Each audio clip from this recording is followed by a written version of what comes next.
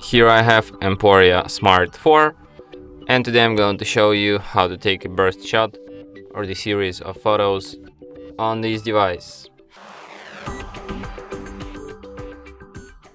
So firstly you have to open camera, and then when you're like in the normal photo mode, just hold down shutter button, and after that the burst shot will start. So let me show you. I'm gonna take a burst shot of this